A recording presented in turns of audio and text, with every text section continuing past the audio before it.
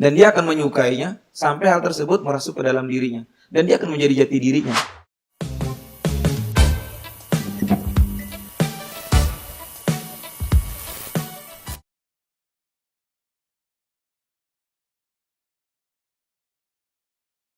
Terus untuk masalah kalau apalagi kita kan bahas remaja nih, secara spesifik kita udah jelas nih kan. Terkadang teman saya sendiri pun misalkan habis sholat zuhur misalkan nih, saya ajak Pak, yuk tadarus yuk, kata dia.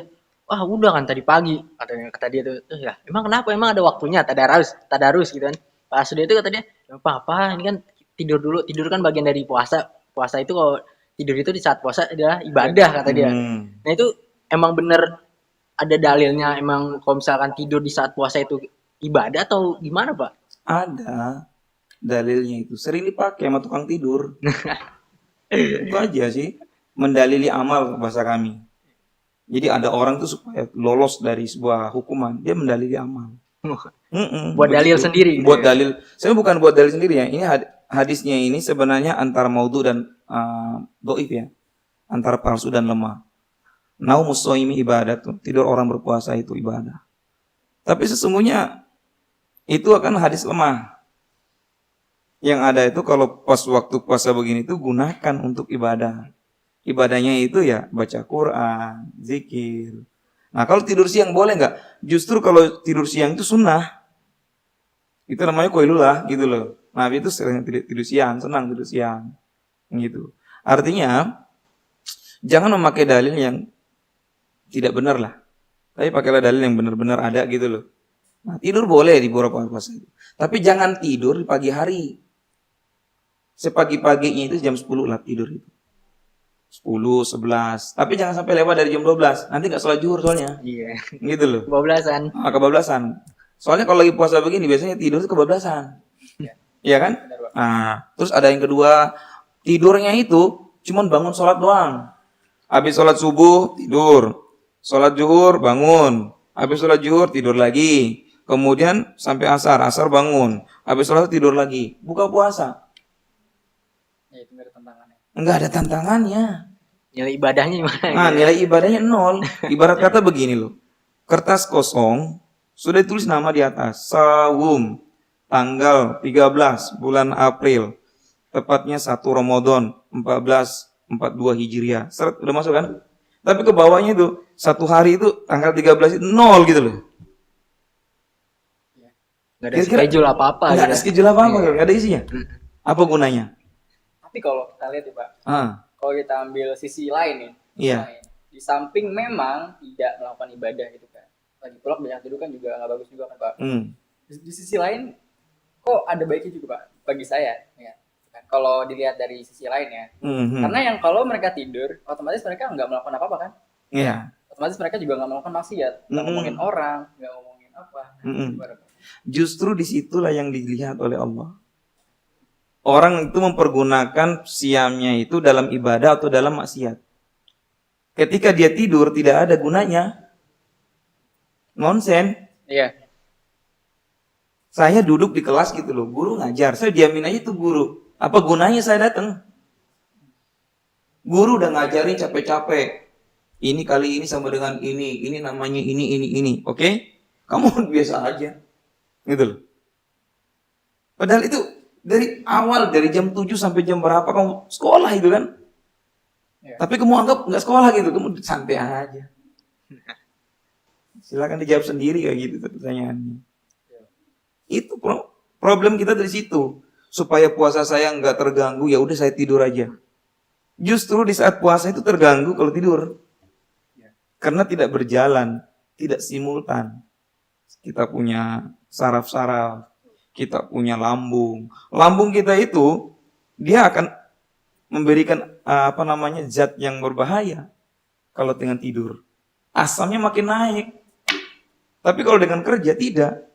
Dia bergerak seiringnya waktu. Kenapa? Ada enzim dari lidah kita ini yang mengeluarkan air liur. Dia masuk ke dalam. Menetralisir lambung yang asam tinggi itu. Oh hebat puasa itu. Orang yang mah aja bisa sembuh. Nah itu penting dipikirkan di bidang kesehatan. Orang yang berpuasa tidak harus tidur. pagi, tapi kalau siang boleh, sore nggak boleh. Kan hukumnya makruh tidur pagi tidur sore itu. Tapi kalau tidur siang mah sunnah. Ini waktunya jam tidur saya gitu loh. Tapi nggak apa-apalah. Saya datang. Ini bagian dari ibadah ya. juga nih. Itu loh. Nah, soalnya diwakilkan katanya. Ya, saya mengikut aja kan gitu loh. Kita kan jarang ketemu, Pak. Jarang ketemu. Kamu sih nggak mau ketemu sama saya kan gitu.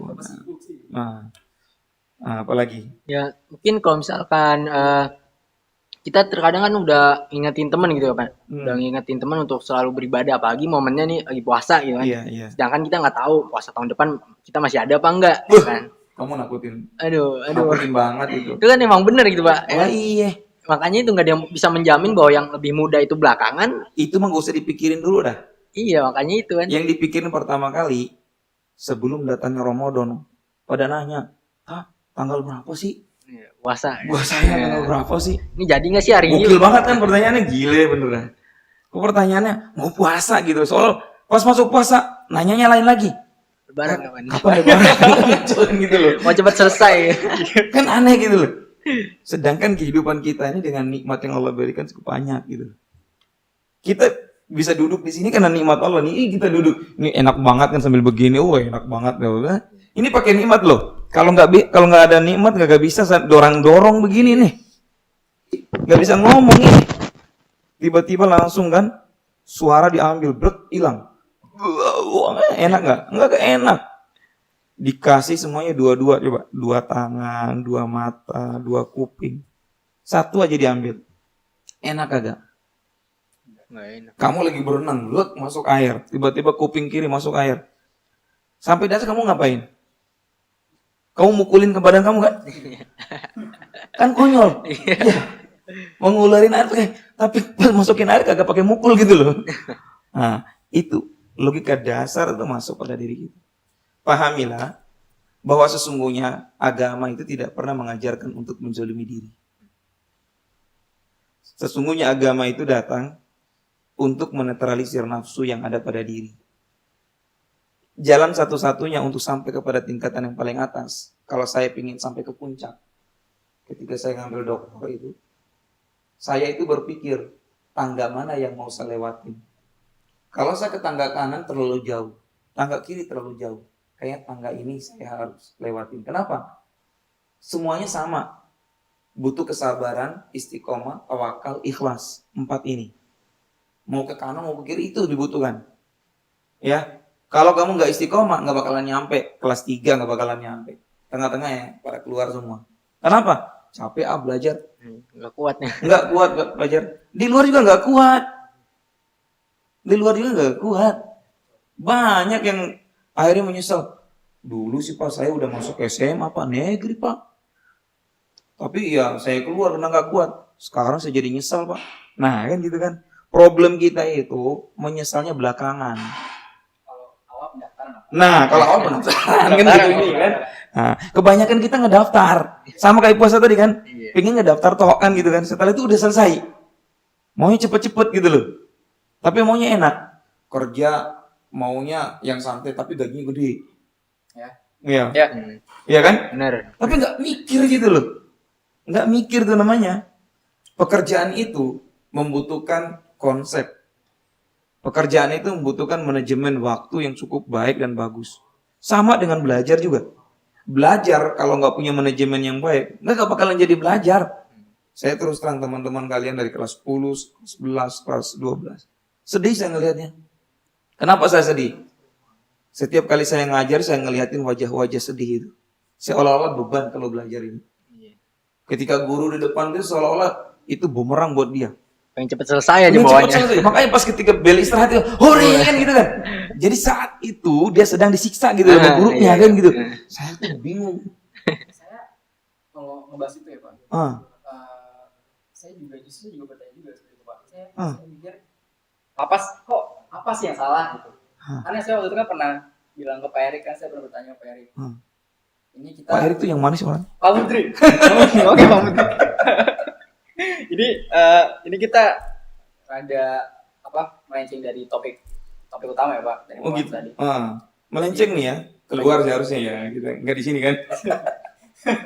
Oke. Jadi Pak, kan saya pernah nanya ke Pak Heri juga, Pak, saya ini misalkan punya kesenangan. Iya. Kesenangan. Saya suka senang katakanlah matematika, katakanlah menulis, katakanlah sastra dan lain sebagainya, literatur dan lain sebagainya. Katakanlah seperti itu, Pak. Tapi saya kok nggak suka sama yang namanya pelajaran kimia atau pelajaran fisika, sehingga ketika saya belajar itu menjadi beban, Pak. Mungkin apakah di situkah letaknya sehingga siswa-siswa yang kita ini yang terkadang tuh menjadi belajar itu sebuah beban, ataukah sistem pendidikan sendiri yang memaksa kita untuk harus ngerti semua lah gitu harus mengerti semua. Iya. Tidak harus mengerti semua. Saya terus terang, dulu saya masih SMP itu saya jagonya di bahasa Inggris dan bahasa Arab. Lebih-lebih agama saya. Fikih, tafsir, hadis, Al-Quran itu ya oke lah. Makanya saya sudah mulai ngajar kelas SMP, udah mulai ngajar sih, udah mulai ceramah. Nah, tapi intinya adalah bagaimana mengelola pelajaran yang tidak disukai menjadi suka. Itu yang jadi problem. Melihat sisi lain. Iya, sebenarnya gini, kalau kamu mencinta pada sastra, bagaimana matematika itu kamu buat jadi sastra? Kan ada sastra matematika. Ya, matematika ya seluruh kehidupan matematika. Betul, makanya ada sastra kan? Sebenarnya bisa. Kimia menjadikan kamu sastra. Bagaimana kamu membuat teka-teki dengan matematika itu, dengan kimia itu? Bisa sebenarnya. Salah satu yang pernah saya dengar itu ketika lagi di sini, itu Pak Soleh ngomong. Saya kalau ngajar anak, saya bikin cerita. Itu cerita kan sastra. Pak Soleh ngajarnya apa? Fisika. Tapi bagaimana fisika itu melalui cerita? Nah, di situ sebenarnya intinya. Itu namanya pengendalian diri, pengendalian jiwa kita ini. Yang boring dengan sesuatu. Nah, tapi tidak pernah boring kan? Kalau kita duduk sama teman walaupun ngalur ngidul kan? Iya. Kan ngaco itu namanya. Saya selalu sebutkan ngaco loh benar. Saya sering menyebutkan kalimat ngaco. Kenapa? Karena cara berpikir yang tidak konsisten itu ngaco namanya. Karena berpikir itu kan buah hasil daripada seharian juga, Pak. Ya kan? Salah juga. Gimana? Keseharian kita itu dimulainya dengan berpikir. Makanya kan kalau kita buka dalam Sahih Bukhari, ya, karena ini bicara agama, dalam Sahih Bukhari itu ada al-ilmu qoblal qaul wal amal. Ilmu dulu sebelum berkata dan berbuat. Kan kita kan nggak kerja dulu, baru cari ilmunya. Makanya saya sebut ngaco. Berilmu dulu, punya dulu. Setelah punya itu kamu kerjain apa aja boleh, silakan aja. Kenapa? Karena kamu sudah tahu. Tapi kalau kamu belum tahu, tiba-tiba kamu nimbrung, ngaco jadinya. Saya pingin bisa motor gitu, pingin bisa perbaikin motor. Saya nggak mungkin dong. Saya pergi beli motor, pulang ke rumah bawa itu motor sebongkar semua. Bisa pasang lagi nggak? Kan kagak. Bongkar bisa, tapi masang kagak. Saya pernah mencoba. Dulu saya punya Jupiter MX. Itu kan bautnya paling banyak. Ya, paling banyak bautnya. Saya kira semudah membuka Suprafit, ya. Kemudian motor-motor yang itulah santai-santai gitu kan. Ketika saya bongkar, awal itu nyantek gitu loh. Cak selesai semua itu, kap-kapnya selesai semua, casing selesai semua. Mesin saya bongkar. Pas ketika mau pasang balik, udah dibersihin semua. Yang mana dulu ya? Artinya memang disitulah. Ilmu itu bukan untuk membongkar. Tapi ilmu itu untuk memasang kalau bahasa saya. Memasang. Memasang apa? Sesuatu yang diinginkan oleh kita. Kalau membongkar sesuatu semua orang juga bisa. Orang bodoh juga bisa membongkar. Tapi ketika suruh memasang, maka yang bisa itu cuma orang berilmu. Mahasiswa saya total semuanya 5.000. Bagaimana hitungannya? Semua saya harus asupin ilmu agama.